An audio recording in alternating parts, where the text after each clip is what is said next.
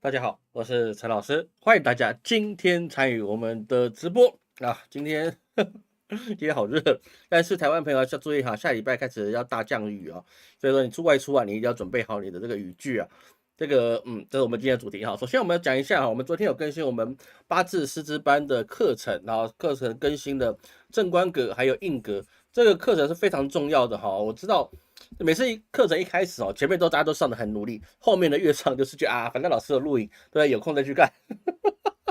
所以说我觉得课程也不用全部录完再开，因为你一定也看不完的。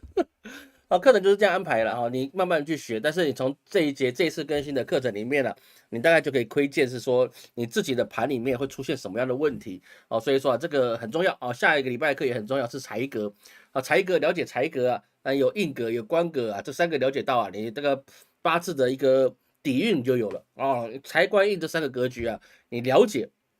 你通透，你要知道，我老师要告诉你怎么运用，你就要知道这些法则。到后面我们去看财年法则，或是你的命力啊，或者是我们在看这个你的那个凶回令的时候啊，你就很轻易的可以看到，从这个表上面一打开，好像一个人的命运啊，在你面前栩栩如生啊，你会不由得叹气，倒吸一口气啊。一般比较新的刚学会很多讲，看了盘，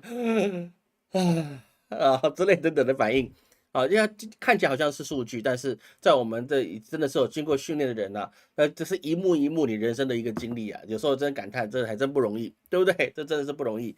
那从里面看到很多很多的变化跟悲欢离合，所以说课程还是上了哈，不要钱付了没有去上，那还没有付钱的赶快付一付。那第二个是什么呢？第二个就是说，那个我们的春季补运法会啊，将会在等一下直播结束后2个小时，我们就要结束报名了哈，因为明天就大部分事情都做完了啦啊，但是明天老师还是要准备，就没有时间再开放报名的，所以说请各位务必真的是还没报名的啊，剩下最后2个小时你报名一下，好吧？那下一次在补运的时间就是秋天了啊，就秋天了，因为我们接下来的法会是端午的补财库法会，那你要补运的话，你等秋天了，好不好？那个中元节以后的事情了，所以说加油。最后一件事情是啊，老师已经预计了，老师在这个下个月哈，就是5月9号的时候，我会去抵达到杭州去办点事情，然后再去上海。那之后呢，会有一些比较在等文件的时间呢，我会可能去北京或是广州，或者是福建啊3个地方，可能会选一个地方。所以说，有机会我们到时候来见面，好吗？好，那我们直接开始我们今天的课题哈，因为今天的东西是比较多啊，所以我们还是赶快开始，不然真的是我觉得今天讲不完了。好，那第一段啦，就是什么？就是老师在标题里面写到潮水啊，我已归来。有玩游戏的知道这游戏台词了啊，但是老师意思是啊，其实我们在去年的那个流年总论的时候啊，就说今年的上半年呢、最重要是水的一个问题啊。那很多朋友觉得说啊，老师你讲这个也不一定准嘛，所以地母经这个几千年的东西，老师你不要在意啊，说不准就算了，也没有好不好？没有好不好？现在啊，包含了什么？包含了全世界各地啊，它都已经开始有了一些很大的一个关于水的一个灾情啊，也包含什么？包含沙漠城市杜拜哦，它是沙漠城市，它中东嘛，杜拜本来就是沙漠的城市，它现在居然豪雨成灾，而且杜拜机场居然变成在淹水的状况，因为想象到沙漠居然可以淹水嘛？对不对？这个事情啊也是非常严重，代表说你气候的变迁呢、是已经到了非常危急的一个地步了，也包含了现在据说啊，上海在4月啊有17天里面呢、下了11天的雨，它下雨是没有什么，春天本来就下雨嘛，对不对？有谷雨嘛，正常。但是这是50年来同期最多的下雨的一个4月份，所以这个问题啊是非常严重啊。这个各位要去了解一下这个事情，也包含了什么呢？世界啊也变成之前我们谈过了。之前的台湾大地震，老师也有跟各位讲过，这个地震还会再持续啊，它还是会再持续的，它是不可能是说上次地震完然后就不会再地震了，那它还是会继续的地震。所以是说，我们就发现到一件事情是什么？日本呐、它也开始昨天吧还是今天，它要进行瑞士6.6规模的地震，好像在什么四国的地方，有一个大地震6.6级的瑞士规模，那。在1月1号的时候呢，它还有什么呢？它还有在能登半岛也有7.6级的地震。那过去有了，那台湾也经历过了，然后今天又是日本，还昨天日本又再经历一次地震。当然很有幸的就是灾情没有很大，但是这个事情会不会结束呢？这个事情是不会结束的，好吧？地震这件事情，老师不是危言耸听，老师跟其他的同行可能不太一样，我不会去吓你，就说发生这个大灾变了怎么办？地震这个事情它是本来就会发生的，只是现在会特别严重。像老师现在耳朵的那个地震的声音也非常的浓烈。那么你做好能做的事情，就是做好你的灾难应变准备，这个事情你要先去做。还有你还能够买到地震险的，那么你就去买一下啊，这个不差这个几百块1-2千块的事情，好吧？现在这个不差这个钱，你就给他买一下。买了你知道这个地震险，它给你保的额不会很高，它没办法是说让你可以说啊，可能像我们买了一般的实支实付险啊，你损失多少你赔你多少，哦，它是有定额的，好，就是你跟它有它的计算公式啊，我不是很清楚，但是它可以化解你至少60%的一个灾损，你总是可以拿到一点的灾损，让自己可以在未来你要重新再站起来的时候啊，哦，你不要这么辛苦，好不好？要知道这件事情，就是我们在地震带上的房子啊，有很多都是老房子，非常多的老房子，包含日本也是一样，非常多的老房子，你根本就经不起这么大的地震。所以说啊，各位投资房地产的时候啊，你就要去想一件事情，就是这你经不经得起天灾呢？哦，这我们没有完完全全经历完的一个地震，那你还有其他的东西嘞啊？比如是说有没有办法在沿岸的城市上面有没有办法经历起海啸呢？对不对？这很多事情都是必须要预先去准备的。所以说我们第一个主题是潮水跟归来，因为这个潮水它包含的是说你可能会有海啸，也有可能是一个大雨在这个洪灾过来。所以说你看在去年啊，这个北京是不是已经也面临到淹水的状况？今年会不会有啊？今年也有可能会有，有可能的。为什么呢？因为是包含了俄罗斯那边的它的融化的雪啊，因为它的雪下降很多。你现在开春了，然后你雪要开始融化了，那你会从北往南去融化。俄罗斯是极北，因为它靠近北极，各位懂老师的意思吗？俄罗斯是极北之地，它从极北之地开始慢慢化开的时候，造成一定的伤亡的时候，不要说伤亡了，就说一定的水灾情的时候，那么它往南是不是到中国的北边跟东北部，还有西北边，它是不是开始一样的进行融化？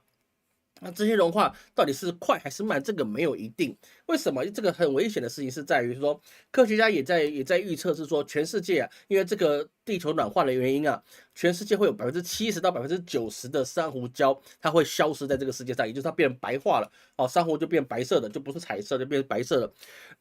让珊瑚不要变成白色，不是因为我们看不到漂亮的珊瑚，我做一个石膏丢下去不就好了吗？对不对？不是这个原因的，而是它是有很多很多在海里面产生的一个作用。但老师也不是生物学家，我也没办法跟你讲很细。但是老师看过相关数据，这个珊瑚是一个非常重要的指标。所以说，你当地球暖化，你要包含这个水的问题啊，未来其实会非常严重。那你水有问题，那我们的陆地是漂在水上了，那相关的问题会不会有？这些都是值得去构思的一个事情。而且最重要的事情是什么呢？包含的是说，现在在中国的华南师范大学，它有研究，中国现在有近半的城市正在下沉。下沉什么？因为你包含了地下水啊、地震啊或各种一个状况，它都可能导致这个地盘呢它会下沉。那这个东西你要怎么预防？说真的，这个东西没有办法预防。比如说像马尔地夫，它公布了几年，它就变成那个水中城市，好不好？就变水里面的城市了，是不是？变水上七岛，是不是？对不对？你就变成水下城市了。本来水上城市变水下城市，说这个东西是你没办法去预防，但是我们可以知道它会有这样的发展，那么我们就要做好应变的准备。所以是说不动产这件事情小心一点，那么不要把一辈子的努力啊砸在不动产上面，然后砸在不动产，这个是一个不是很理想的一个状态啊。这个老师真的是要跟各位去提醒啊。哦，这个日本有地震，加上我们现在的水情啊，非常的不理想啊，各位一定要特别去注意啊，不要老是啰嗦。这个好像跟这世界局势没关系，没有跟你们生命有关系的事情，老师也觉得很重要。因为当你发生这个问题的时候，你会影响到该国的一个经济，该地区的一个环境，都会产生很大的变化。比如说什么呢？比如说明朝万历年间，对不对？这个万历皇帝，你说他好还是不好？哦，这个又旱又涝的，对不对？让他们自己的整个国家也是很辛苦。所以说你一下子小冰河期，一下子很多很多的问题产生，那你百姓就吃不饱，吃不饱就会动乱。好，这个都是息息相关的问题。所以各位请要记住哈，地震这件事情，老师这里很平静的告诉大家，它还没有结束，还没有结束，你要做好应变的处理，包含你的地震包会发在哪里，老师不知道哦。我是一个人类，我没办法像机器去侦测在哪个地方啊。那你说用占卜的方法可不可以算出来？可能可以，但是这个我觉得还是不要乱讲话的好。哦，还是不要乱讲话了哈。所以说呢，请各位多加的预防啊，多加的预防，好不好？这个是对各位是非常非常重要的。那地震来了啊，我们就有防灾的概念，有保险，什么东西都准备好，那么我们就可以以不变应万变，好吗？这个很重要的事情，好不好？这第一个我们就简单把它讲完哈。这个潮水的问题啊，我们下半年会常常看到老师讲的这些东西啊，因为什么？因为水的问题啊，一定会很多。但是水过了之后呢，各位要注意到，在古代啊，我们这些占星学者啊，或者是我们的青天监的前辈啊，他们都很会警告皇帝一件事：大捞之后必有大旱。懂老师的意思吗？因为世界是平衡的，它不可能下很多雨之后，然后又持续供水，那它一定是大雨之后，后面就有干旱。那干旱这个东西，中国也体会到为什么水不足，你发不了那个水力发电。是不是都有，对不对？这个很正常的一个事情。你大旱之后必有大涝，大涝之后必有大旱，然后再从这个波段里面，然后慢慢归于平静，然后才会迎来丰年，好不好？这个东西各位真的是一定要去注意。那因为这跟各位的投资，还有你的职业，很多东西都会相关联。所以说，不要小看大自然的威力跟世界的一个气候的变化，这个东西啊，跟我们是息息相关，一定会影响你到你的经济，影响到你小孩子的未来，好，这都会影响到。不要以为你给他考上一个博士之后，然后或是给他上了名校之后，然后呢，他什么都未来就一定坦途，因为你抵抗不了这个气候的问题，好吧？很多事情我们心里要懂，这个事情是很重要的。好，那第二点呢，我们要现在进到第二点了，赶快把它讲一讲，不然真讲不完。第二点就是什么呢？现在世界经济已经发生了一个很重要的一个倾斜。这个倾斜其实我们在直播大灾问里面，我们常常谈到这个倾斜的一个问题是什么呢？就是东西方啊，它的经济的一个需求度已经开始产生了一个偏移。这个偏移啊，其实我们一直可以引用历史来看。大部分都可以从大清朝的近代历史里面，我们可以看到是什么呢？就是你东西方的一个经济，一方面一个是极度强盛，到后面为什么西方逐渐强盛，而东方大清朝这样子的一个我不需要很多能源。各位要知道，大清朝它是不需要很多能源的一个朝代，为什么？因为它是一个农业国家，所以说呢，无论是从这个朱元璋开始，一直到你这个什么什么清朝的宣统皇帝。你这一连串的地方，其实中国他们不缺能源，因为它不需要足够的能源，他们只要有水，有天能够下雨，然后呢，我们能够有去耕田，这个事就结了。只要粮饷能够让这个士兵吃得饱，让八旗吃得饱，让百姓吃得饱，他不作乱就可以了。说中国它之前它之所以强大是，它不需要能源，所以它就可以营造一个很好的内循环，然后呢，通过他们的工艺品啊，比如说一些茶叶啦、丝绸啦，等等一些工艺品，还有一些家具啦，或者是一些特产之类等等的东西啊，他们就可以做一些小额的贸易。所以他们闭关锁国的状况之下，让这个东西方的一个世界局势的天秤啊，也产生了倾斜。为什么产生了倾斜？因为西方有了什么？有了工业革命。它有了工业革命之后，它就需要能源，而那个时候大家需要能源的状况是不多的，就只有你工业革命的区域需要能源，那么就很简单了，那我们去抢能源就可以了。有能源，那么我们就可以迅速增长我们的国力，那还有制造出很多廉价的商品。原本你一个钟表，假设啦，老师举个例子啊，我不是真正的价格，假设这个一个怀表，它可能需要100英镑，对不对？它需要100英镑，但是呢，自从这个工业革命开始之后啊，它就变成用一些比较做出廉价的表哦，迅速工厂冲磨出来很多表，它可能就变成10英镑一只。好，这举例说明了，不是真的，好不好？它有很多其他的东西，不是只有怀表。所以就变成什么？就变成说，它有一辆东西开始去怎么样？开始倾销到世界各地，倾销到欧洲的各个地方，让这个东西啊，它可以一开始我可以获得很多利润，到后面即使我削价竞争了，那我利润开始下降了。但是呢，我一样有这些量，我可以赚到这么多的钱，因为我以量来取胜。这个状况跟现在的中国是不是一致的？历史总是惊人的相似，300多年前的事情到现在你还是会一样的去重复，只是东西方的角色变更了过来。现在变成什么？变成美国他要闭关锁国，因为他觉得我什么都有，我有的啊，你有的我也有，我有的你不一定有。你没有的我也有，是不是这个意思？所以说美国就产生了一个像大清朝一样的末代王朝的一个心态，就是我只要保护好我自己，而且当我政府没钱的时候，我要怎么样去做？很简单，课税对不对？我就不断的增加了我的税收，无论课富人税或者是课关税，我只要课税，我就可以解决我这些财务漏洞的问题。这跟大清朝末年有什么不一样？苛捐杂税是不是就出来了？而美国现在苛捐杂税也包含了泛美国的一些影响力，比如说澳洲啊，比如说是加拿大，很多地方就产生的是什么？因为你的苛捐杂税让百姓负担太重，让百姓的生活已经很难以维持，而怎么样？而来自中国一些廉价的产品又会打击到他们的一个原本的工业体系。这就是不是就跟300年前的这个大清朝他们所面临到一个怪物入侵，然后他们一样的意思呢？当然，现在还没有到那么严重的地方。为什么？因为毕竟船坚炮利啊，西方国家还是有他们一点点的一个优势在啊，优势还是有。为什么说一点点？因为呢，他们是很多很多小国家，像澳洲，你说它是大国家吗？但澳大利亚不算是个大国家啊，因为它的人口第一个不够啊，第二个呢，它的军事实力有，但是呢，数量上你可能有点困难，因为人口不够，你的数量就比较低一点，加上它又是在一个什么，该算是地球的边陲角度嘛。对它没有什么威胁。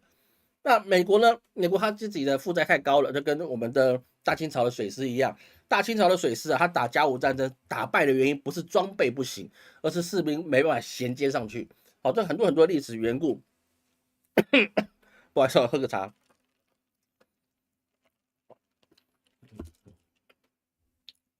今天老师给我的是珍珠奶茶。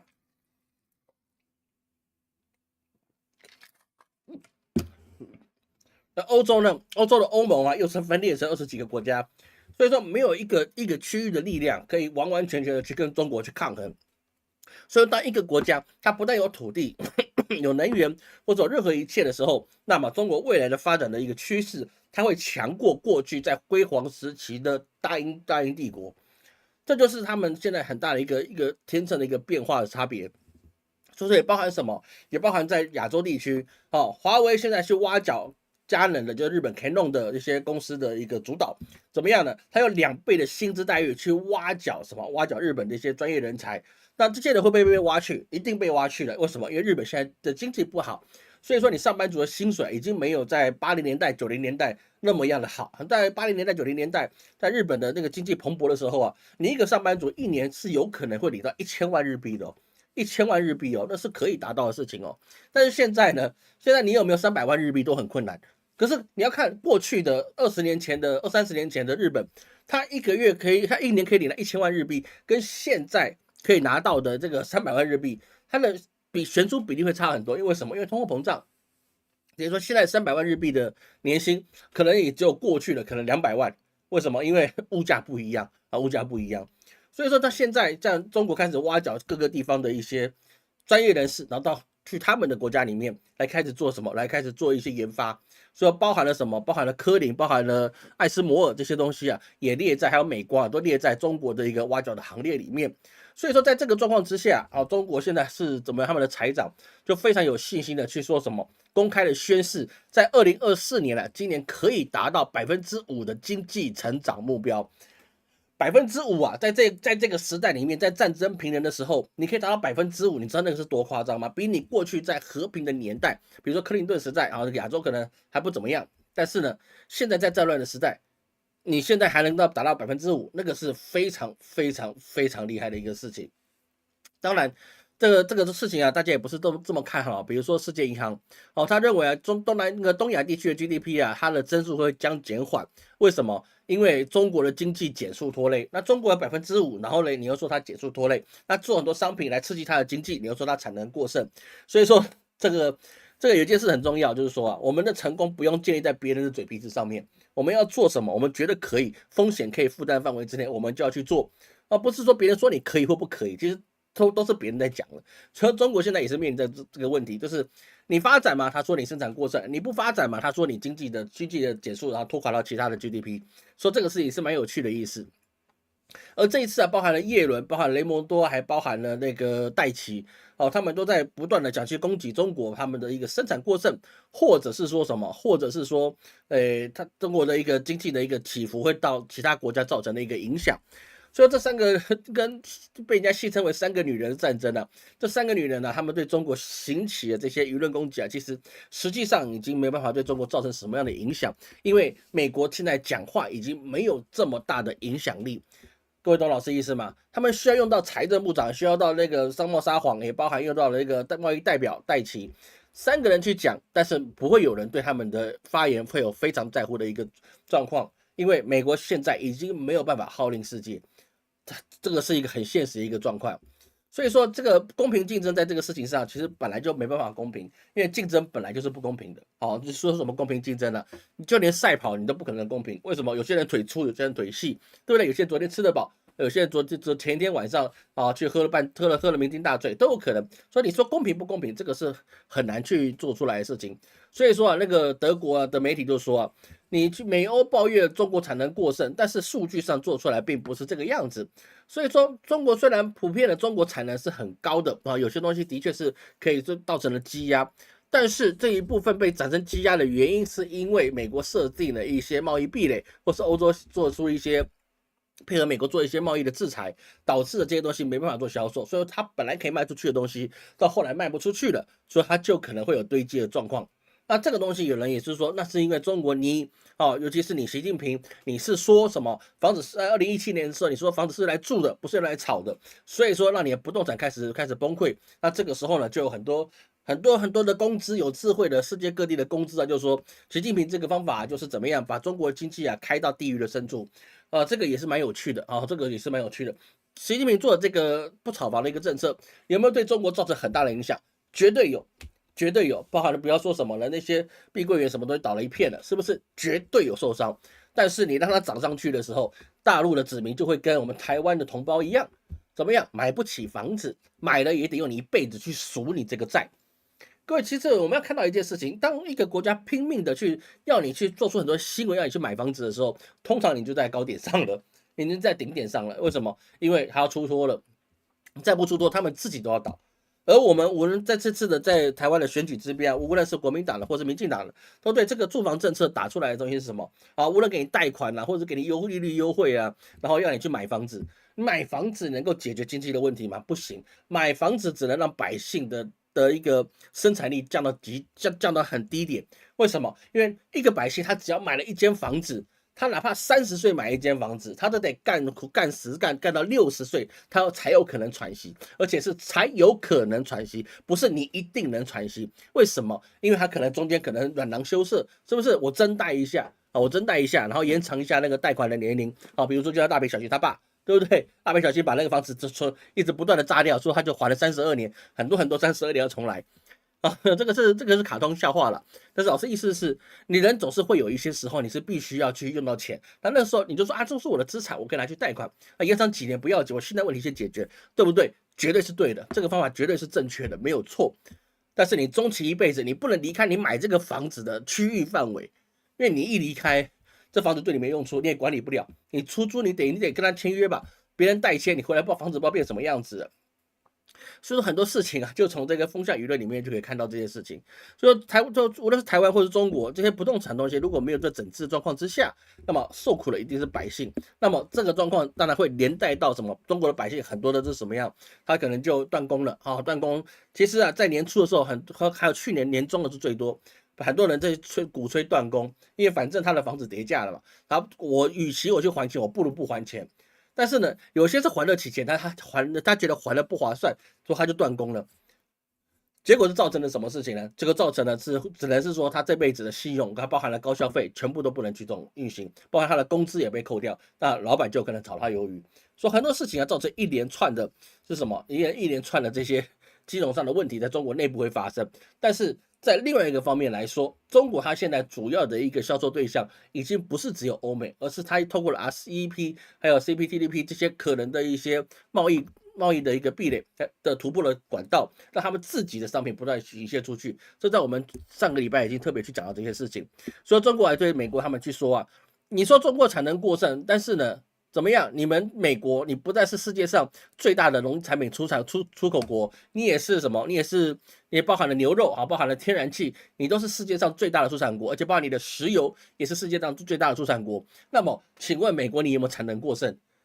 这个当然是没有，因为什么？因为对他们有利嘛，就没有产能过剩的问题。而现在中国也发现，他们自己国内的经济啊，单靠内循环了、是只能维持而不能够突破。所以说，他们现在也在不断的往外去延伸，也包含了什么？他们也包含了到中南美洲的叫做什么安地卡岛那个地方，在加勒比海那个地方，他们也要做一个经济特区，跑到南美洲去做经济特区。所以中国现在的这个状况啊，其实就有点像什么呢？有点像在你家的背后里面啊，放了一个监视器，然后直接去看你这个海域啊，美国你到底想做些什么事情？所以这个是问题啊，其实值得我们以后啊好好去观察这个事情。而这个签证的一个倾斜状况之下，也包含了是说在亚洲的地方，也包含了西亚哈很多很多的问题。比如说这次我们看到的缅甸的反抗军啊，他几乎已经要把缅甸的军政府，也就是缅甸来的他的军政府啊，打的真的是落荒而逃。为什么？因为现在反抗军的一个势力范围啊，他们的一些什么同盟军啊，反抗军的这些同盟这些范围，已经占领了缅甸60%的土地，而不是只有一家了。他们好像两三股势力，已经让缅甸的军政府能够掌控的地区啊，只剩下整个缅甸的40%。所以基本上啊，其实缅甸军政府啊，它已经危在旦夕了，所以它现在也是需要中国去协调。那么啊，这个里面就有趣的地方是在哪里呢？有趣的地方是在于是说，缅甸军政府他想跟中国大使去做调停，那当然其他地方也希望中国政府出来去给他们做一个公道主。而有趣的地方是在于是说，他那边有一个地方叫克钦邦，他们希望是说怎么样并入中国，但是不是比较快一点，就变成中国领土的一部分。那这个部分啊，其实有朋友在问老师啊，说那个缅甸有没有可能慢慢的并入到中国的一个领土范围之内？所以老师只能说啊，在台湾收回去之前啊，这件事比较不会发生。为什么？因为你真的要第一个要优先收的一定是收台湾，它优先收的地方一定不会是其他地方。而且在近代，我敢说10年之内，中国土地要去增加它的一个行政管辖权，记住老师讲是行政管辖权，是真的能够去治理的地方，大概也只会多台湾，它也不会多了其他地方。为什么？因为整个世界局势在乱。你现在中国如果接受像缅甸这些地方的反抗军说你干脆并入在中国上，那这个东西就让全世界开始侧目。中国，你跟俄罗斯一样，你是不是想搞土地扩张？你收回台湾，那是全世界公认同意的。几乎90%的公认同意，9成5了，算9成5的公认同意，说你中国可以收回台湾。现在的整个世界局势是这个样子啊，不是我们的岛内的媒体在讲这些事情，说我们全世界支持我们，没有哈，全世界有90%至95%的国家是支持中国把台湾收回去，因为世界上有一个中国，台湾是中国领土不可分割的一部分。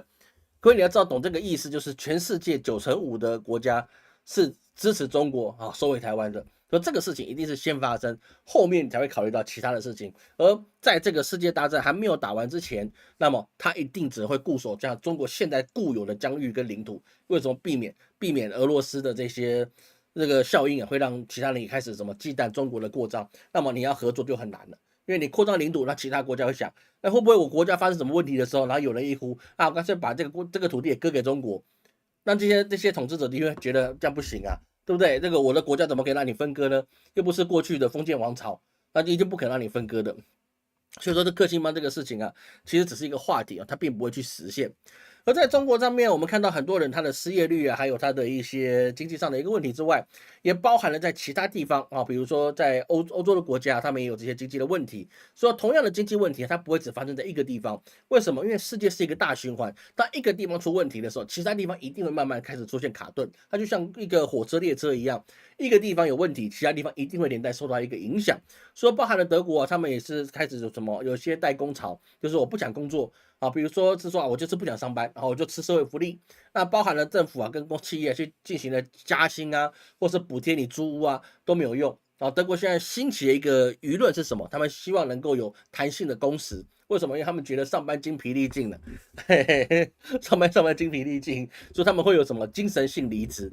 说这个经过德国的一个专业报告他们认为现在这个精神性离职还有他们代工的一个心态让德国至少损失了1670亿欧元的损失。这是什么意思呢？意思就是德国大概有700-800万的员工他已经不想干了。就不想去做这件事情了，我就不想发展，我就想躺平。所以躺平这件事情好像不是我们亚洲人的专利好像很多人的地方都想躺平。那躺对平呢，应该是过去中国的三和大神。不过三和这个大神他名气太大了，所以说呢，这个三和人力市场就被抄了。现在换另一个地方，换到北京去了。换到北京去了。他北京哪有点忘记了但是现在这个三个大神没有了，换到北京当北京大神去了。所以是说现在在这个中西方之间的它的势力它的天秤开始进行了一个非常大的一个偏移，也包含了什么呢？华为现在也在开始进行怎么样打造晶片的研发重镇比如说它在上海，它要打造晶片设备的研发的地方，各位要记清楚它是打造晶片设备研发。设备的研发，而不是晶片的精进，而是设备的研发。他们打造一些微影设备，强化这个整个供应链。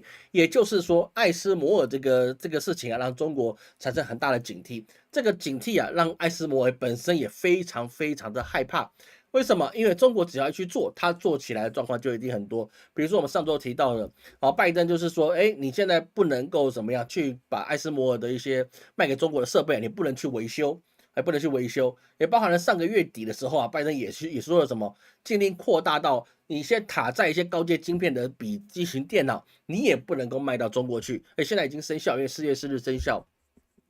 但是呢，在这个状况之下，中国就不能够停止它这样子设备的研发，所以说现在艾斯摩尔在今年呢，它的业绩已经降低了22%。为什么？因为中国不能买，那么你的营收就会降低。那营收降低，他说，那台湾也可以买呀，日本也可以买啦，艾斯摩尔不怕的。你买你有些东西是我买我就先付钱了，但是呢，我公司要营运，它也需要它的成本在，所以说呢，你现在当少了一个大主顾之后，你后面要去补它订单，那是有限的。为什么？因为晶片设备它只要在3年之内，中国只要能够研发出来，至少可以适应到3奈米的设备的时候艾斯摩大概就要凉了。为什么？因为后面它只要做出3奈米的设备自产出来的而不是改良它自产出来3奈米的一个设备，而且可以量产的话，那么全世界你要去卖艾斯摩要去卖这些光刻机的设备，基本上也是寸步难行的。为什么？中国的价格至少是你的一半，只有你的一半，那么你要卖出去就几乎是不可能的。所以现在荷兰现在也在很担忧这个问题，因为什么？从这个地方可以看到呢？我们看到荷兰它的艾斯摩尔，它如果机器如果被中国研发出来之后，它的产况大概不会比特斯拉的好。特斯拉它现在不断的要进行了裁员，为什么要裁员呢？是因为它的价格一直不断的一减再减，一减再减。老师看了一下它的一个 Model 3的一个售价似乎啦因为老师是刚刚去做功课的时候看到的，它的一个那个售价 Model 3的售价大概也只有20多万人民币，也就是比台湾便宜很多，你知道吗？台湾我记得好像是150万台币，中国只要28万人民币而已，大概100万出头。所以它现在一直不断的在降价，不断降价，那也包含了他们的特斯拉股价也是不断的一个下降，然后用到特斯拉的必须要裁员，这很简单，就是它赚的不够多，那么你当然就得裁员，你当然就只能降价去促销。所以说特斯拉现在的一个毛利率据说了它已经降到从40%降到现在只有8%的一个毛利率，8%那这个状况它就很难了，为什么？因为它电池不是它自产自销。特斯拉的电池它也是需要透过其他地方去购买，而又有很多地方你要卖回美国的，你又不能去买宁德的电池来去装到特斯拉的车上，所以说它的电池的一个自有率其实是很大的一个压力，因为它这个东西还包含了稀土的问题，还包含了你的能源的问题这些问题都是特斯拉它在制造的时候一些硬伤。但是中国现在有比亚迪，有什么有小米汽车。这些东西不断的推陈出新未来还有很多的不同款的新能源汽车，不断的用低价格去横扫世界各地。中国每卖出1辆，特斯拉就少卖1辆，但是中国卖出的是几十万辆，那么特斯拉就有可能少卖几十万辆。像各位懂老师的意思吗？中国是每一家厂商可能多卖个2万辆，它只要4间厂商，那特斯拉就少卖8万辆，因为过去只有特斯拉可以做到全电动车，而且还包含它的一个自动驾驶的一个行列。那么其他的东西其他的一些新能源车，当然 Toyota 也可以做到，那宾士也可以做到，那 BMW 也可以做到电动车。但是你真的要去说欧美品牌，那还是特斯拉占的第一个位置。但是还是一句话，中国车就是卖的很便宜。那同样的状况之下，那当中国人能够生产出来光刻机的时候，那么艾斯摩尔是不是它也只能跟特斯拉一样，不断的降价之外，它也还可能会裁员。所以说在今年1至3月那个年减22%的一个订单率也就是少了大概只降到53亿欧元。所以说这个状况比前一季掉了多少？掉了2/3。当然，因为前一季那是去年年底，那个时候中国不断的去踩那个红线，然后用最后的关头去跟艾斯摩尔订一大堆的设备，那所以说那个时候业绩是比较高的。那现在业绩是比较低，那是正常，之后它的比例悬殊并没有这么高。但是呢，也因为这个状况美股4大指数在4月17的时候，它也是收黑的。这个礼拜的一个股市是很精彩的，台湾也是非常的受到爆败星的一个影响。那美股各国股市都一样受到很大的影响。中国的股市在这个礼拜也是上冲下起的。所以说，看老师的刘月总论解析还是有一点点的好处的，好吗？有点好处的。不过老师还是有买进一些地方，我不能告诉你我买什么。但是老师还是要买进买进那时候有没有赚的跟各位讲，赔的我会跟你讲赚的我会跟你讲，好吧？所以在这个状况之下，这个在中国商务部还开始就跟美国来做一个相对等的一个相互制裁，等于说现在美国做出来任何的一个状况已经没有办法像过去一样单纯的让对手胆寒，而是说你现在做什么事情，如果中国跟你做一样的方面的同等制裁，对美国就一定是一个伤害。会懂老师的意思吗？因为中国能做的东西远比美国现在能够做的还要多，而美国需要中国的东西会比中国需要美国的东西还要多，因为美国他要美国的东西是美国你已经不卖给我了，那么剩下的来讲，你的筹码已经是非常的不多了。所以在这个经济状况的变化之下，我们也看到一件事情是什么呢？就是越南它的一个女首富她就变成了什么？已经被抓到她这个什么，算是侵吞了西贡商银的304兆越南盾，大概是差不多台币的3880亿元的贷款，结果她就被判死刑了。对不对？我们国家的那个花了都几千亿台币的事情，他们都没事了，对不对？说旅行部的他们都一天到晚去旅行，是不是？随便一张嘴就花了那么多钱，对，还有我们的怎么挣，对不对？也是花了那么多钱，他们都不会判死刑的，越南给你判死刑。但是从这个地方，老师要跟你讲是什么意思呢？意思就是说，他这个首富为什么会亏空这个银行的贷款？就很简单一件事情，就是说，老师之前在3年前已经跟各位讲，当美国 QE 的时候，你各国的所有的景气一定会欣欣向荣，因为你大水漫灌之下，你各国的一些股市还有金融的市场，都会满满的被美元换过来的一些财富把你堆得高高的，堆得高高，跟比松饼塔还要高。对不对？非常的高，在这么高的状况之下，它有一天抽走的时候，你一定会是尸横遍野。好，各国一定会产生尸横遍野的状况。那现在越南就是这样，为什么？因为它堆高高的时候，它一定有做一些风险投资，或是一些不动产的杠杆，所以说它现在亏空这个事情，它有很多的原因，不是只有这个部分。那么在这个状况之下，它为什么还不出来？就是因为杠杆做高了。讲简单一点的事情，它跟碧桂园跟恒大没有什么两样。都是做高杠杆之后，它还不出来了。为什么？因为美国把钱拿走了，越南你本身的经济就没有这么的强大。当时越南经济被美元灌高到7%的成长率的时候，也有人说：“老师，你要不要去越南投资？”我说：“不用了，我家就在越南投资的。”但是我觉得那个过几年也会有问题。那现在果然出问题了，所以说现在就变成越南去抢救这个西贡银行整个被掏空，算是被掏空的一个状况。那这个状况其实是可以预见的，对不对？我们前几年就讲到，这个状况是一定会发生的。而这个状况会发生在哪里？只要谁跟美国好，你就一定会出这个问题。这个不是老师危言耸听，因为美元它的一个发行量是已经到达了一个匪夷所思的一个地步。而当你跟美国的关系越紧密，那么你所能够使用的经济的一个筹码，你就变得极不稳定。有一天他要把它抽出去的时候，你还不能说一个布置。所以这个状况是一个非常严重的事情。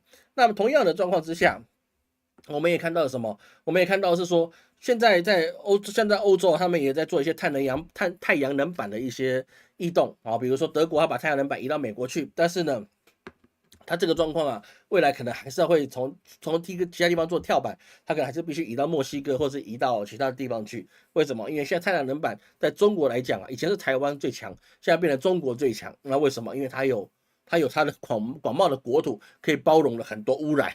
这说实话是这样，因为太阳能板本来就是一个高污染的行业，但是现在谁能够把它发展得更好，转化利润最高，而且还无惧污染，真的，那污染是很大的。其实太阳能板发展的好，其实不是一件好事，因为它的污染实在太大，而且一个太阳能板它有使用期限的，它不是一块板然后一辈子可以使用，它那个是会坏的。那坏了之后，你太阳能板怎么回收？怎么样去把它变成可再生的资源？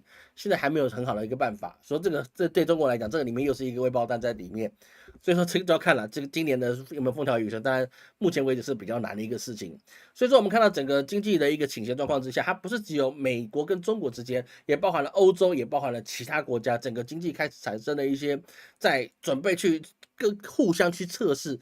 好，我们有多少筹码，而我们可以换得多少利益的状况之下，所以现在就像我们封面所讲到，它是一个拧得很紧的一个绳结，拧得这么紧的，为了什么？就是说大家都在争取它在有限的筹码里面，我可以换得你多少的利益给我。哦，当然我们过去有看到啊，小米在印度吃了大鳖，所以是说呢，现在怎么样呢？现在小米在印度就变成大裁员，好，印度的这个工厂的员工数啊，从1500人减到1000人，那未来可能还会更低。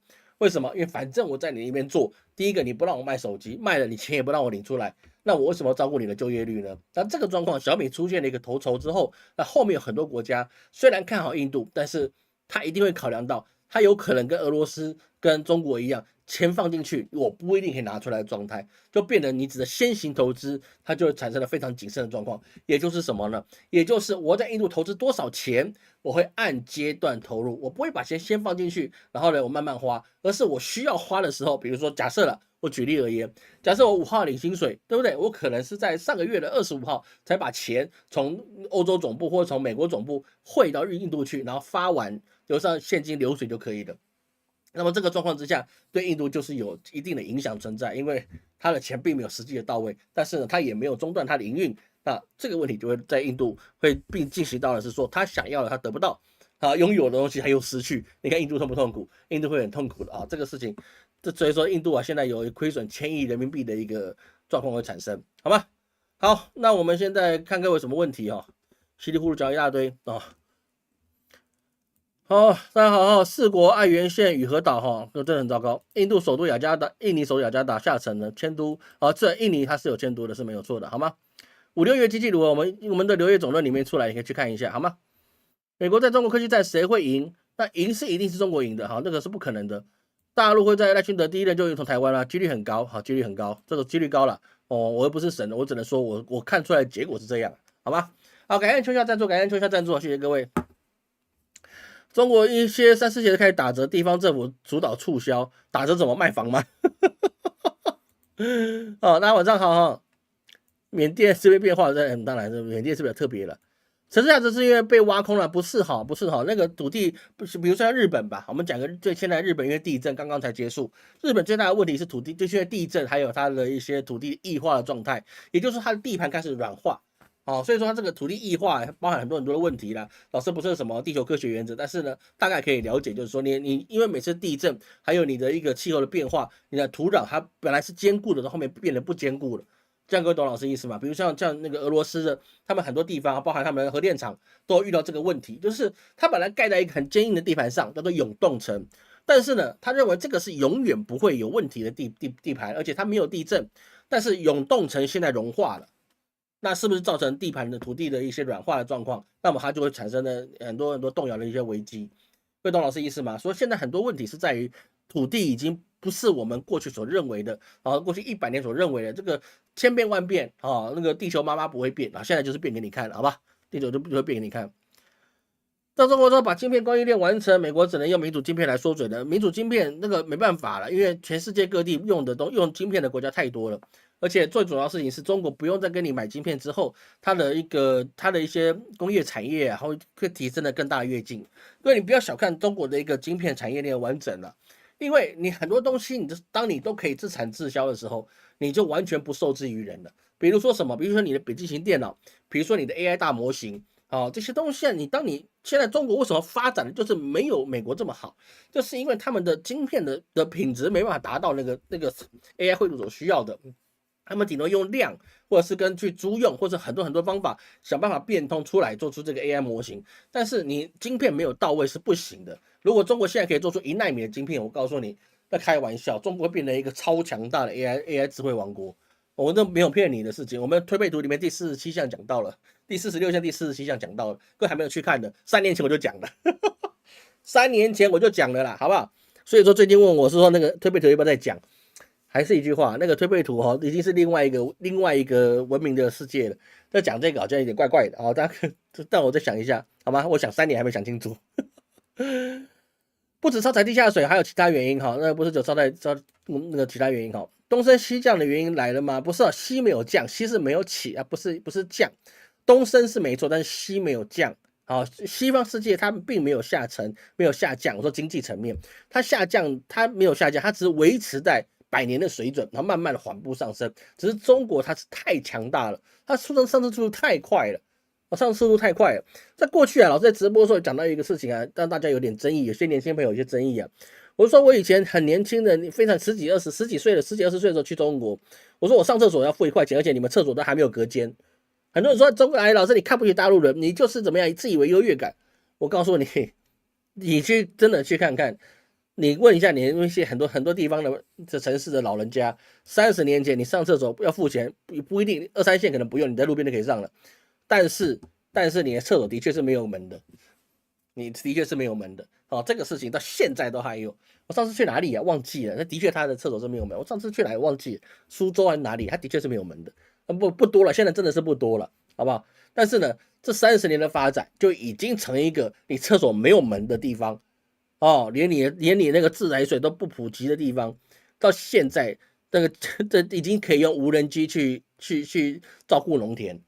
你知道这个变化是多么的快速，这也包含了中国的很多东西都是引领世界各地的，所以这个是30年的时间了，就已经打趴别人100多年的发展，说这个是一个很惊人的一个事情了，好吗？年轻人现在不婚不生小孩，台湾少子化，并盖买不起房子，活在当下就好，也不是活在当下，你还是要存钱啊。老师我之前有跟各位去讲过，3、4个月前有跟各位讲过。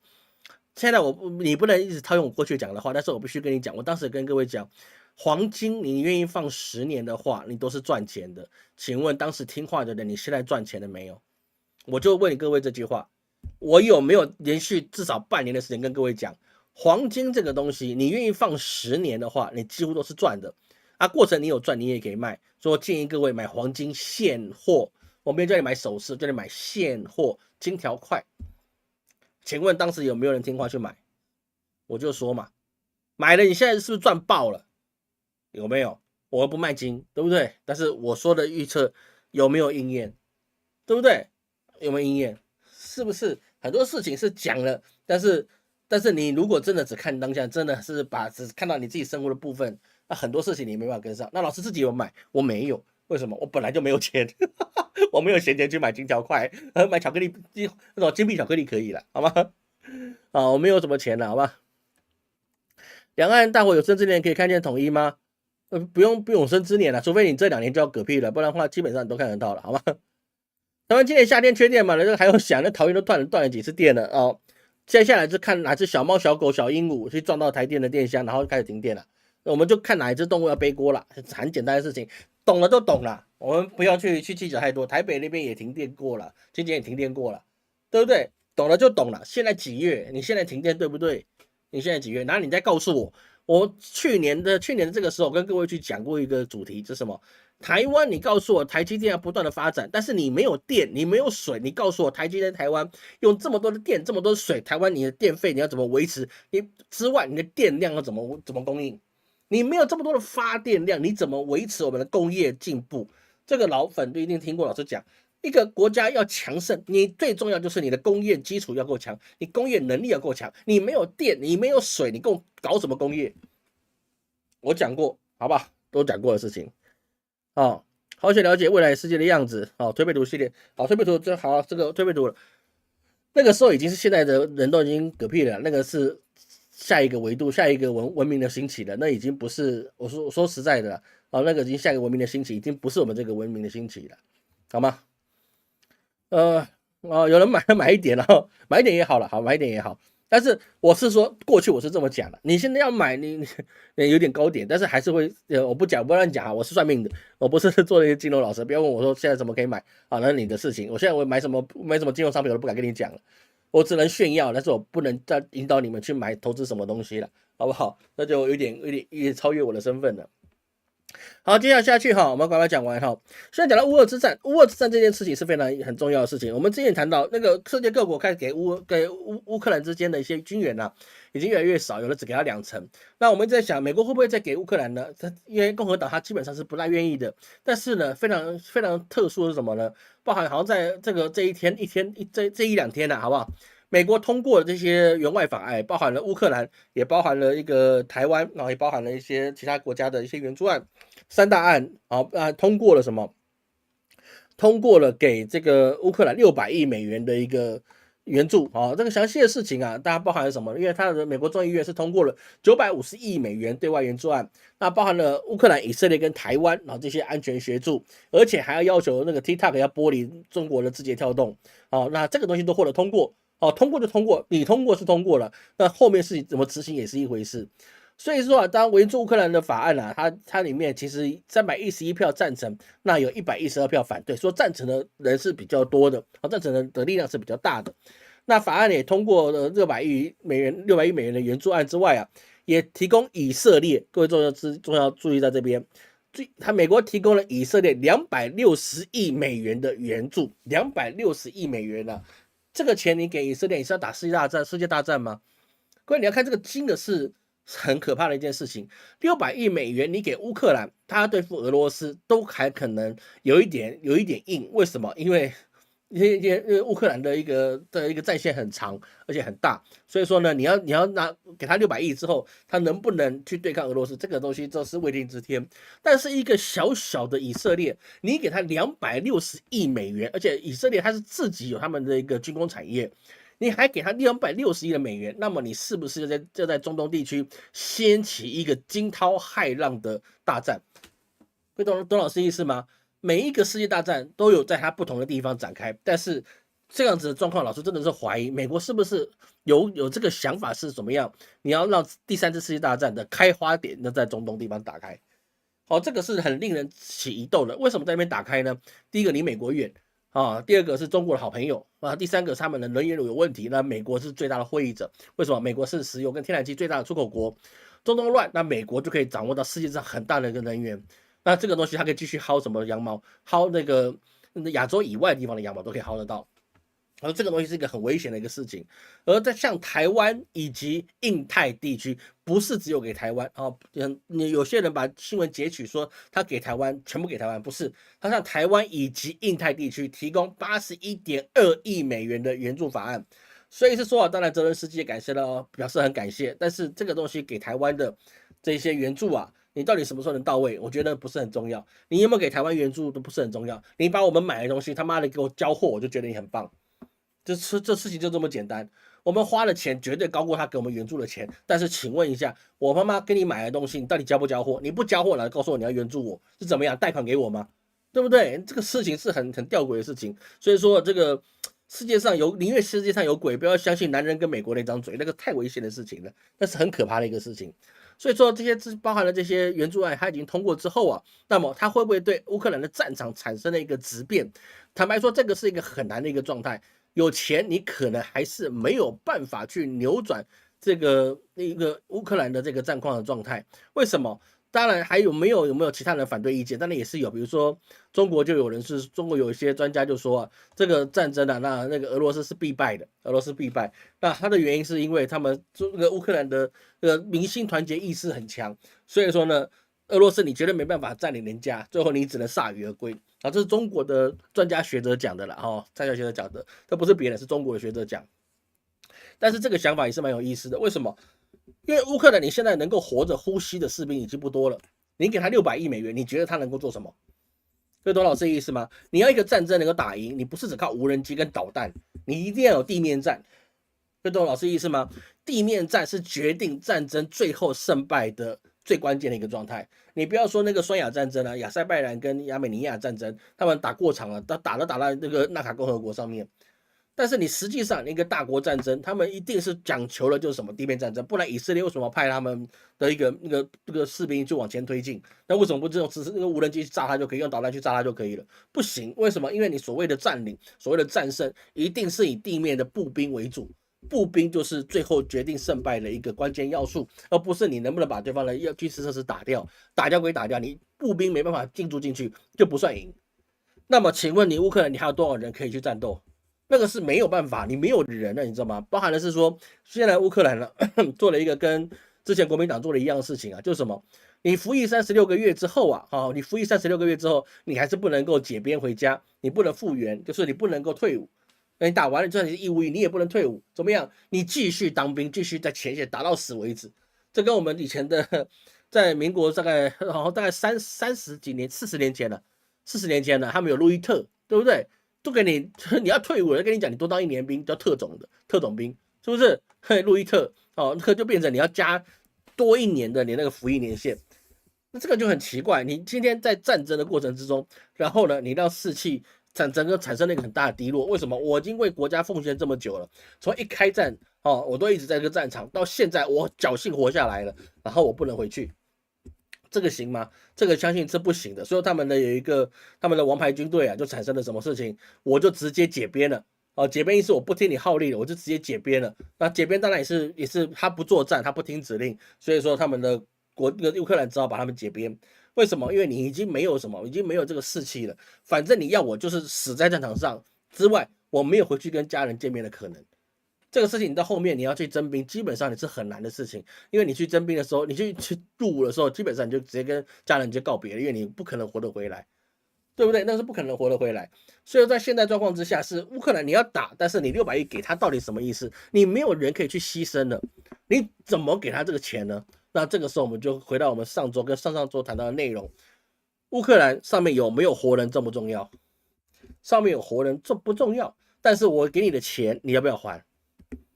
你要还，怎么还？拿你的东西来还。大清朝的一些八国联军后面的后遗症是怎么来的？乌克兰现在在怎么来？历史总是惊人的相似，人类语言不同，文化不同，劣根性一定是一样的。今天不要说美国，任何跟美国一样体量大的种族，他去做这件事情的时候，他一定跟美国是一样的考量。所以，我们不是针对种族，而是真的是人性。你已经肯定战败了，我这时候拼命的把钱丢给你，那么你还得出来吗？你还不出来，请把你的设施、把你的公务机关、把你的税收、把你的土地的使用权归给我，来抵这个账。各位，你在拍卖的时候，你在那个付不起房子，房子被拍卖的时候，你可以用市价去买得到吗？不可能，先打7折，对不对？商讨再对折，怎么的？就是这样子搞，就这样搞。所以说现在包含的是什么？包含了中东地区它的一些问题，包含了俄罗斯，它现在也跟那个欧洲势不两立的状态。今年的油价就飙高了20%，飙高了20%。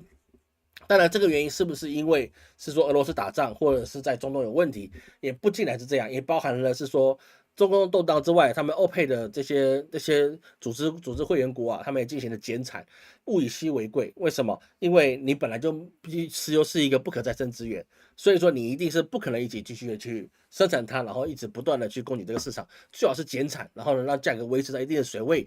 第一个可以抗什么？抗美国跟欧洲给你过来的通膨。因为我只要用的生产的少，那么我油价就维持到一定。那你给我通膨高的时候，我就把油价提高。这样各位懂老师的意思吗？中东的应对方法很简单，你只要给我输入性通膨，我就给你减产。减产之后，我卖更少的油，我可以得到更多的钱。我为什么不这么干？对不对？油它是不能够关闭的嘛，是不是？那你只能一直不断的去抽，但是我抽慢一点可以吧？是不是？天然气我少抽一点可以吧？为什么？因为你给我输入性通膨，那么我就涨油价，那我就可以怎么维持我自己的经济发展？那这个状况又回到美国身上，为什么？因为他们的油商不是国家的，美国的一些石油产业不是国家的，他卖油只是按照国际市场行情去卖油，那就发生的事情是什么？美国的油商一定会配合这个油价去卖给美国的民众，因为他可以赚钱，直接硬生生的我一样卖的更少，而且我之后价格可以更高。那这个东西就变成什么？就变成美国人自己先去伤害美国人，因为利益面前没有什么好说的。你是老子也是一样，没什么好说的。所以这场乌俄之战，你要得到化解的空间，几乎是没有看到有可能的时机。你给他600亿，他也只是为了当时以后那个战争要结束的时候，美国或是其他援助乌克兰的国家，他们可以分到多少利益而已，就只是这个样子而已，没有什么太复杂的状态。所以说，即使是现在瑞士要在6月要办理那个和平会议，但是他们一样不邀请俄罗斯去参加，普京就很觉得很奇怪。你现在讨论的是我们这个泛欧地区的，这包含乌克兰这边的一个和平的会议，然后我们战争国家里面，包括你应该请我过去表达我们的意见，或是我们一起来协商看看我们要怎么解决这个事情，没有，就他们自己举个会议，然后呢把这个当事人排除在外。然后呢，我就开个和平会议。那你们谈成了怎么样？你谈成了，俄罗斯不同意啊，因为他们没有参与这个会议啊。他不同意的话，你怎么办呢？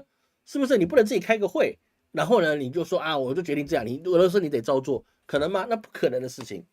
所以说啊，在这个北约这个状况之下，在这几年它是的确扩大了、成长了，但是未来它能不能坚持下去？我觉得这个老师个人认为啊，北约这个组织啊，未来一定会分崩离析，会形成另外一个自我防御的一个特殊的组织。那这个可能要在美国下一任总统开始啊，然后那我们才看到说它的发展。为什么下一任总统开始呢？因为老师最近有看到一个消息啊，就是美国前安全部长那个国安局长波顿，他在受访的时候讲一句话是说，原本在2018年的时候，川普本来直接想在北约开会的时候就说美国我也要退出那个北约组织。对不对？为什么？因为他觉得德国不出钱，法国不出钱，然后就我美国出钱。开玩笑，我是来做生意的，你当我冤大头啊？不对，他是来做总统的，是不是？他觉得这不能损及美国利益啊，所以说你都不出钱，那我为什么要出钱帮你们？那他本来是在北约会议上面说他要撤出北约，美国要撤出北约退群了，因为川普是退群完嘛，吓得那个当时的那个什么，他们的一个国务卿，还有各大国安局长，还有各个安全部长、国防部长都来劝他，请你忍住啊，我们不能退出北约，因为等于什么？等于美国势力完完全全退出欧洲，他就不能在欧洲各国去设立基地。那这样状况之下，欧洲各国如果他们跟中国一样，都懂得自立自强，都懂得自己去协商，那么你美国的影响力就只能缩回到美国本土。川普认为我应该缩回到美国本土，这对我们最好。但是世界的游戏不是这样子玩的。当你如果缩回美国本土的时候，你对其他国家是可有可无的时候，你的美元美债一定是完蛋的。就到最后，川普就把这个话忍下来了。但是他在上台的时候，这个事情会不会继续下去呢？这个我们不知道，好吗？好，现在10点了后，那问题是我们还有一段以色列的还没有讲。以色列其实这个事情是蛮严重的，怎么办？各位觉得怎么办？我们以色列还没有讲，以色列怎么讲？怎么办呢？以色列怎么办呢？房市何时下跌？你买了就会下跌，放心。房价台湾房价你买就会下跌，那个会蛮有意思的，好吗？美国好像拖，中国越南工程链，这以前一直以来都有了，一直以来都有。中国汽车会不会重蹈覆辙，偷工减料上市整个市场？这个比较难，因为中国它本身它是有自己的电池生产能力，电动车最主要的核心是在它的电池，其次才是它的导航软体。各位要知道，过去汽车产业为什么不多人可以插足？因为过去的汽车产业最重要是它的发动机。它的发动机啊是很难研发出来的，因为它那个是联动起来的，所以那个我不太会形容它。但是发动机这个东西啊是非常困难的，加上过去在汽车产业，美国有设立一个法律，就是那个汽车的他们的一个汽车的中央电脑，是不能够公开的，就只有固定的他们自己的封闭的系统。所以说造成了那个汽车产业啊，你要进去汽车产业，你是非常困难的，因为发动机你做不出来，就这么简单，发动机跟引擎做不出来。是不是？那所以说这个状况之下，你现在到了电动车，为什么大家都可以做电动车？电动车很简单，你有电池，你有电机，你有4个轮子，你就可以做了。那最后你要靠什么？靠软体。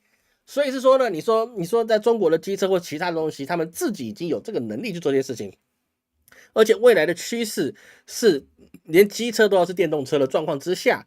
所以是说，他们会越卖越便宜，这个是一定的，因为电池的下料是一样的，而整个这个汽车跟机车的生态也会改变，就变成是说它的价格会越来越下降。因为过去中国他们最强的不是他们现在摩托车，而是他们电瓶车，他们现在变小电驴嘛，那电瓶车的力量是非常强大的，都可以跑外卖了，而且你还拿它没办法，是不是？所以说它这个状况之下，它的价格低了之后。这个东西它中国可以自己完全生产，所以说对他们来讲，它是不需要去拼凑这些东西做产生，而且呢，你这个很多数据啊，它是很现实的啊，在你还没上市的时候，大家都把你比过了，那你一上市立刻就被人家拆解了，所以是说呢，你说它让它变得粗制滥造，上市市场这件事情啊，目前为止是比较难的，好吧？这个是比较难的，不容易的事情，尤其是如果用电开始的话，那是真的比较难，不容易的事情，好吗？是吧？为打消耗且伤兵损耗哈，割地哈逃兵延长一下好，让我们把延长完，好吧？我们把它延长，把它讲完。乌二或是以巴或是 S3的开头战局嘛，会啊，这是会的哈。但是乌克兰比较难了，然后是以色列现在是整个中心的火药库哈，以色列是现在火药库，它是最危险的一个地方。好，我们这边稍微提一下这个事情，我们把它稍微讲一下好吧？我们跟各位多借10分钟的时间哦，尽快把它讲完，我们不要再拖了，不然有人就要说老师礼拜3把今天没讲完的就把它讲完。哦，好像不大行。礼拜4我们讲安排，好吧？所以说现在我们讲到第3点就是什么？就是以色列他要回击伊朗啊，他现在回击伊朗是什么？因为过去啊，我们知道伊朗他发射了一些导弹跟无人机去攻击了以色列，那后来其实人家说以色列全面胜利，其实是不是这样子的？为什么？因为伊朗去给他做面子，就是说我飞过去的东西，你打掉，我已经知道你一定把它打掉，因为以色列那个穹顶系统啊实在太厉害了，说它的基本上那些东西一定是被打掉，但是这一次射过去的其实是有击中那个以色列他们的一些军事设施，而且是我已经告诉你我要打了，你还防不了。这个投石问路，我们上个礼拜讲到投石问路这件事情，那是非常可以印证到这件事情，因为它的超音速导弹是让你的穹顶系统你是没办法防御。我已经先跟你全世界讲，我48小时之内我要回击以色列，因为他打我叙利亚的大使馆。所以我现在给他产生报复，我已经提早2天告诉你了，而且你已经告诉你我会打了，那么你还防不住，这个是最大的问题，是我跟你讲要打，你还防不住，而且我打完我就算了，你还防不住哦。那这个事情其实是对于伊朗来讲，它是一个巨大的胜利，因为它的攻击是有效攻击，因为他打的地方基本上是他的一个军事单位。如果今天伊朗他不讲武德啊，那以色列好自为之的话，他直接发很多的一个超音速导弹，直接击中他想要击中的地方，那你穹顶能够防御的措施是有限的。为什么？因为这次已经告诉你要打哪里，你还进行防御，你还防不了。那么如果这一次他打一些设施是一些民用设施的话，那么这个伤亡就已经不是这样了。他派过去的这些东西，以色列人看的都是贴上爆炸的烟火，但是那是人家愿意给你打到，他也可以不让你打到。其实现在发现就是以色列他有这个能力让你能够不打到，但是以色列要不要报复，他还是报复了啊，因为造成了什么？现在一个以色列也回击了伊朗，伊朗在一些伊斯法罕这个地方也传出了爆炸声，但是伊斯法罕重要的地方是在哪里？重要的地方是在它很靠近什么？靠近德黑兰，这是伊朗的首都德黑兰之外，靠它德黑兰是406公里。那么它还有什么地方呢？它还很靠近伊朗的伊核设施，一个做他们的一些核生化的一些实验的地方，他们实验室或他们设施的地方。等于是说呢，这个东西啊，就变成让美国很紧张，因为你只要一击打到了伊朗，它表面上让你知道了这些研究核设施的一些设备的一些场所，那么就等同是说你要跟伊斯兰国家全面宣战。因为里面势力最大的目前还是伊朗，是不是？因为他的势力是很强大的，所以说今天伊朗他今天告诉他也是说你回击，他也事实上他现在也是受着，但是呢，基本上他的防御效果也是做的是不错，你产生在伊斯法罕做的这些爆炸，基本上是还可以大家可以接受的范围之内，因为你来我往嘛。但是这个状况就产生，那伊朗就好，为什么他的反应会比较小？因为很简单，你打我，我看得到；我打你，你没有全部看到。等于说我跟你已经站在一个天秤的平衡上面，你不见得赢我很多。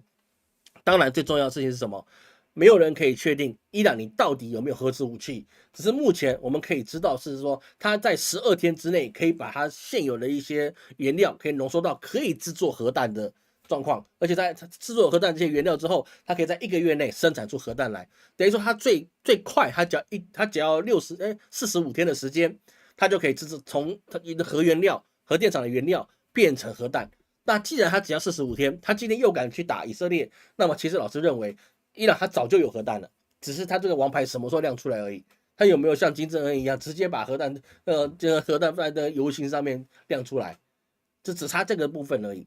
所以说现在伊朗就变成是说我打你可以，你打我，我现在也受着，因为我已经不怕你了。所以伊朗现在是淡化整个以色列回击的一个状态，而美国就很害怕，为什么？因为以色列要回击，他最终有没有告诉美国？美国说他没有，但是呢，事实上他在最后一刻的时候，因为现在有新闻报道出来，他在最后一刻就获到通知，是说啊，其实他是现在以色列现在就即将开始回击了，而且你不是只打伊朗，你还打了其他6个国家。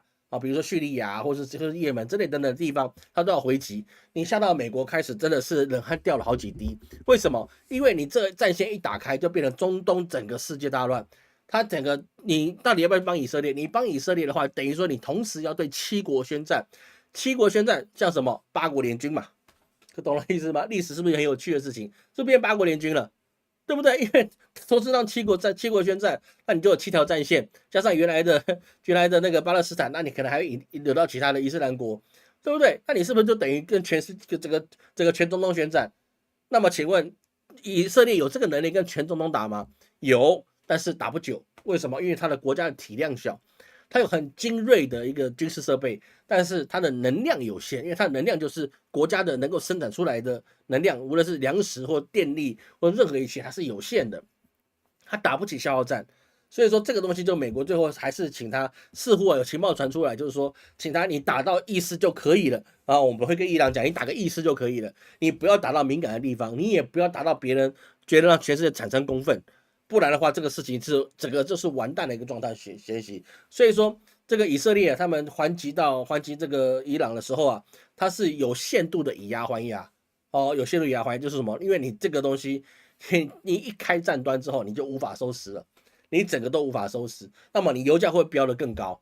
这是不是一个很大的要点？因为当你油价飙得更高的时候，因为你中东产生了大战的时候，你的贸易一定会受到影响，包含你的油轮。你要去他们那些国家去运油，那些国家钱就很简单，你自己派船来载哈，我们不出船了，没有包油的啦，没有包油免运的啦，好不好？你就自己派船来载油。但是呢，我的责任就很简单，谈好条件，离港是你家的事情啊，离港是你家的事情。过去啊，我们在过国际贸易的时候，就有这些不同的谈法，有些是到港卸货啊，这个责任分割点；有些是离港，那是你家的事情哈，哎，那不是我的事情啊，那你要自己去扛这个锅。所以说，现在这个以色列跟伊朗他们改变了游戏规则，让整个中东现在陷入一个紧张环境。而现在这个紧张环境，其实大家还是看了一件事情是，各个地方你的民兵组织跟你的政府军协调状况怎么样？还有这些民兵组织跟政府军，他们本来就是 online checking， 就是正面跟私底下都有联系的。还有这些宗教的一些族长，还有这些长老，他们怎么去看这件事情？是不是要去伊斯兰世界来打一场圣战，还是怎么样的？其实他们现在理论上。看这个国际层面来讲，他们都还在酝酿，因为你一动的状况之下，包含埃及这些国家，你一动状况之下，你的经济就可能产生重大的危机。那么这个跟谁又有关系？跟中国有关系。为什么？战争无论你在哪一个朝代、哪个地方、哪一个世界去打这场战争，你永远打的都是粮饷，永远都打的都是粮饷，你没有什么要额外的地方，打的就是粮饷。打粮饷你要什么？你要有钱，钱哪里来？China。为什么？因为你们的油一般卖到 China 去，China 会不会给你会不会说我在你雨天的时候给你收伞，我就不跟你买原油了，因为你跟谁在打仗？哎，这个你们能不能够确保？不知道，这个可能还要谈。还有粮食，粮食中国自己吃都不够了。那么请问一下，你要打仗的时候，你这中东国家，你粮食本来就不够，这个很现实的东西。中东地区的粮食本来就不够，这是他们自古以来的通病，粮食就是不够，你产的不够，你人吃。对，你得进口，那有没有可能被粮食禁运呢？有没有可能是有其他东西禁运呢，或是其他必要用品禁运呢？这些东西有没有可能？都有可能的，因为你的对手是以色列，以色列是什么？以色列是美国的爸爸，对不对？那既然是如此的状况之下，你打人家老子，人家小子不跟你往死里磕吗？是不是？那这些状况之下，就变成说大家都要去酝酿，是不是我的火力够不够强？也不是说我有没有战斗的意愿，而是在于我吃饭东西，维持国内百姓的饮食的积聚在哪里？还有就是我们的经济能不能够有其他的替代方案？假设美国的这个打以色列之后，美国开始冻结我们的船款，那么这些伊斯兰国的伊斯兰世界这些酋长、这些富商，那他们钱就没了。为什么？因为前车之鉴嘛。你的俄罗斯的富豪是不是钱被卡在美国，连俄罗斯外汇存底都被他冻结？那如果你今天中东国家跟以色列打起来了，那么请问一下，那中东酋长这些国家，他们这些大员们把钱存在美国银行里面的，他钱还拿得到吗？那他们一定不甘心拿不到嘛，所以他不会就有其他力量在反抗，就说你打仗之后我们钱都没有了，那你有可能都汇回去中东吗？也不可能，因为你要汇回去中东之后，那美国一定会知道，知道之后状况，你很多事情就不好瞧了，很多事情就不好瞧。所以现在整个在中东地区，他们要做的事情已经不是单纯的是说你是不是宗教仇恨或是种族仇恨而已，而是我打这场仗，大家在衡量我是不是打得起这场仗。我是不是能够打得下这场仗？不然以色列也不用去跟美国通知说我要攻击了，对不对？我不需要跟你讲什么攻击，我今天想打就打了，是不是？那为什么这次要特别跟美国讲？那只是告诉你我要打了，那美国也是这样，那你就不要打太多。那我跟伊朗讲，你也不要打太多。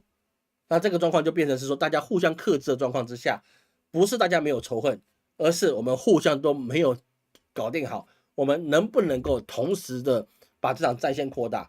而唯一想看这个世界大乱的，只有一个人，纳坦雅胡。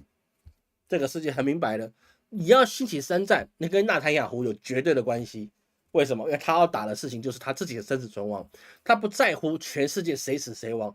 纳坦雅胡现在只担心他跟他自己能不能够维持他自己的性命，因为他只要一旦交出权力，他必死无疑。因为他犯的罪实在太多，战争罪太严重了。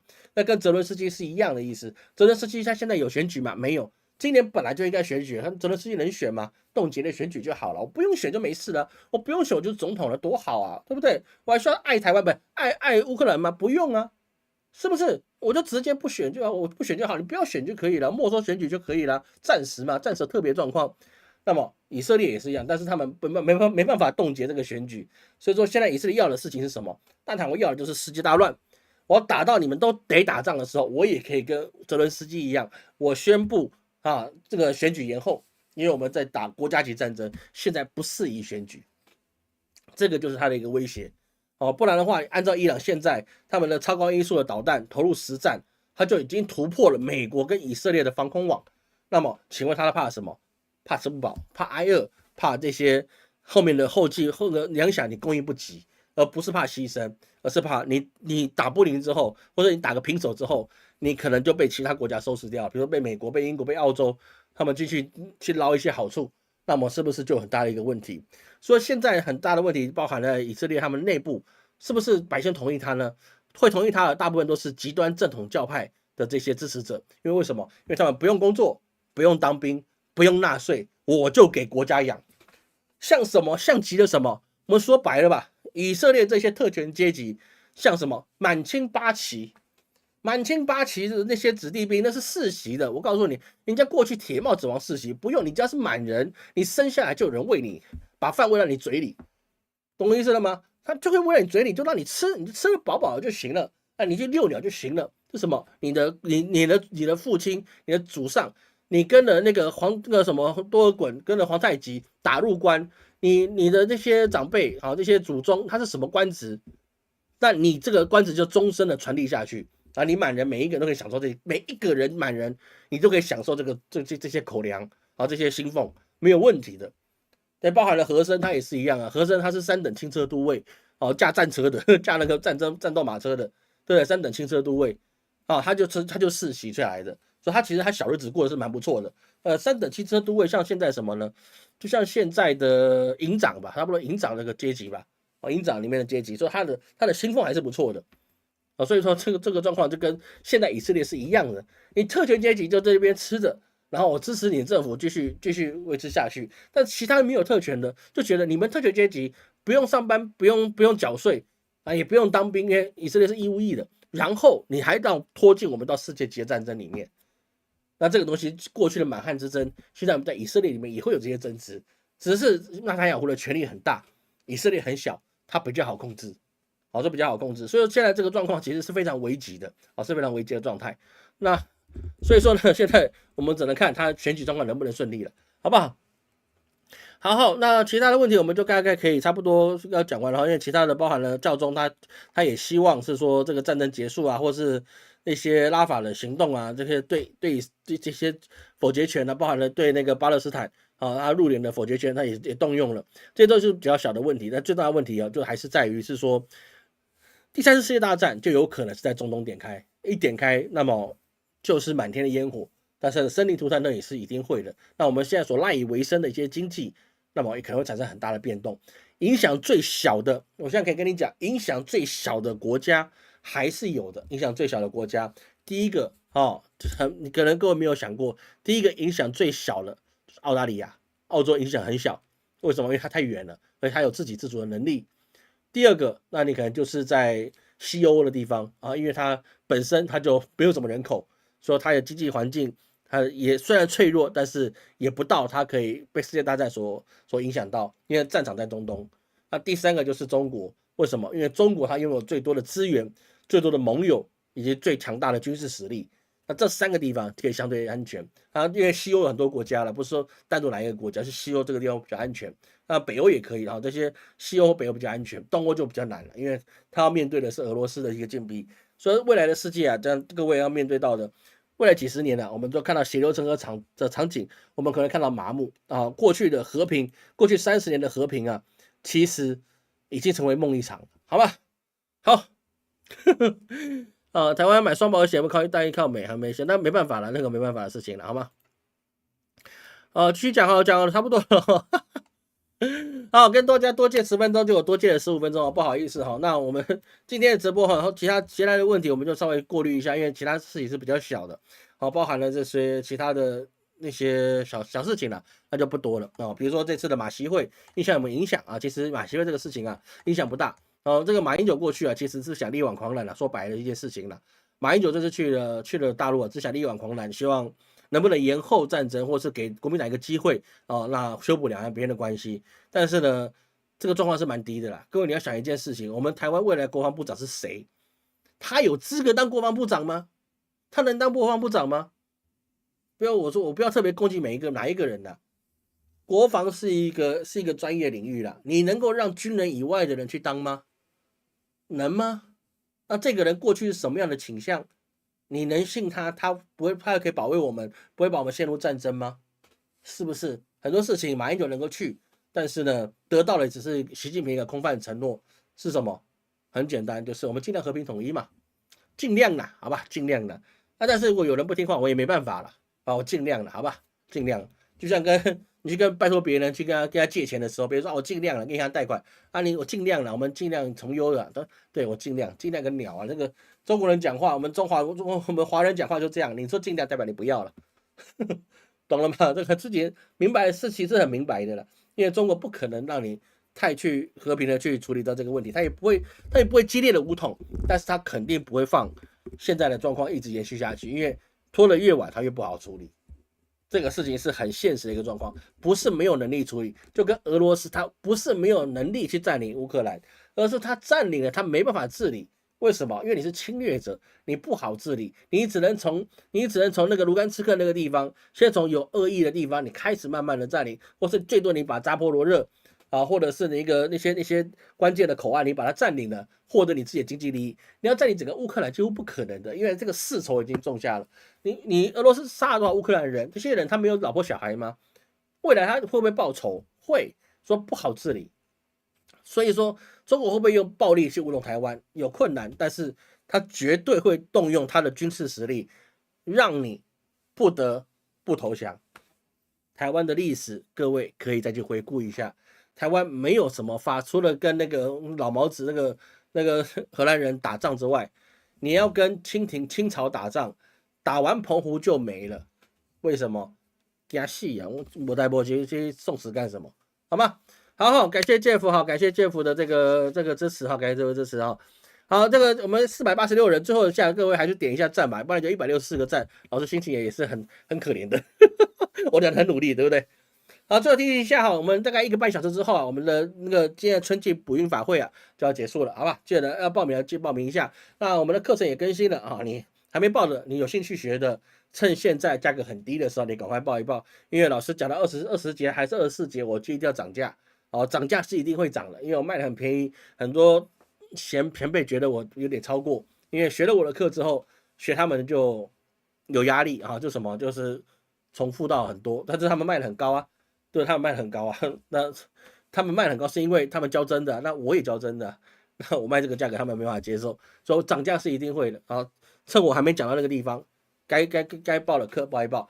这一行你学会有一定的好处，你不一定要当老师，但是对你的人生会有很大的帮助的，好吗？感谢各位今天收看，我是陈老师，我们下周见。